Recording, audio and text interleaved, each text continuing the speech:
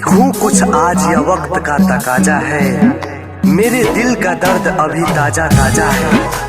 गिर पड़े हैं मेरे आंसू मेरे ही कागज पर।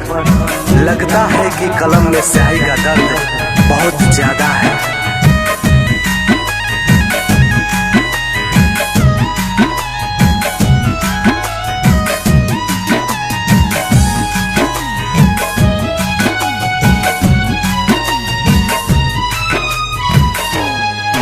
दिल दूसरे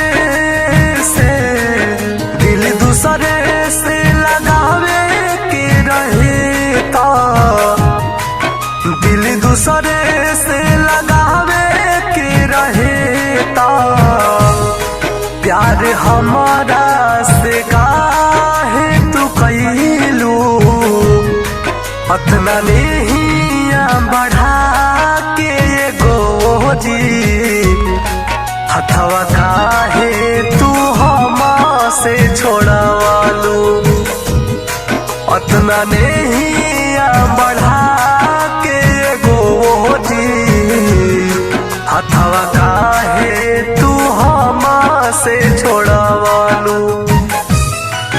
पास आकर सभी दूर चले जाते हैं। अकेले थे हम अकेले ही रह जाते हैं। इस दिल का दर्द दिखाए किसे मरहम लगाने वाले ही जख्म दे जाते हैं।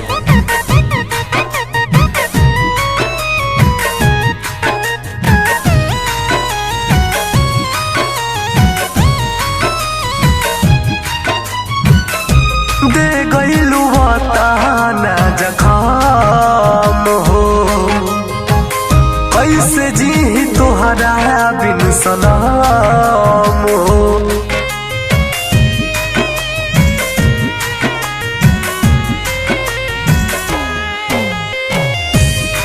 गईलू बताना जख्म हो कैसे जी तोहरा बिन सलाम हो। प्यार कह के गईलू हमके ठुकरा के। प्यार कह के गईलू हमके ठुकरा के। सोचल सपना तू माटी में मिलौलू अतना नहीं बढ़ा के गोरी हथवा काहे तू हमसे छोड़वालू अतना नहीं बढ़ा के गोरी हथवा काहे तू हमसे छोड़वालू। उल्फत में अक्सर ऐसा होता है आंखें हंसती है और दिल रोता है। मानते हो तुम जिसे मंजिल अपनी हम सफर उसका कोई और ही होता है।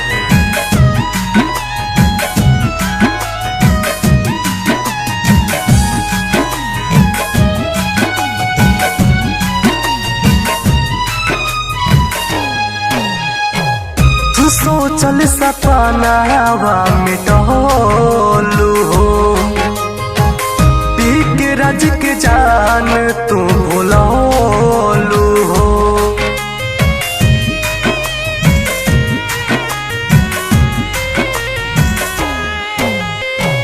सोचल सपना मिटोलू हो पी के रज के जान तू भुलौलू हो। राहुल सहनी कहे तोहा से शोभित हो। राहुल सहनी कहे तोहा से शोभित हो। तीर काहे तू दिल में चलौलू अतना नहीं बढ़ा के गोरी हथवा काहे तू हमसे छोड़वालू अतना नहीं बढ़ा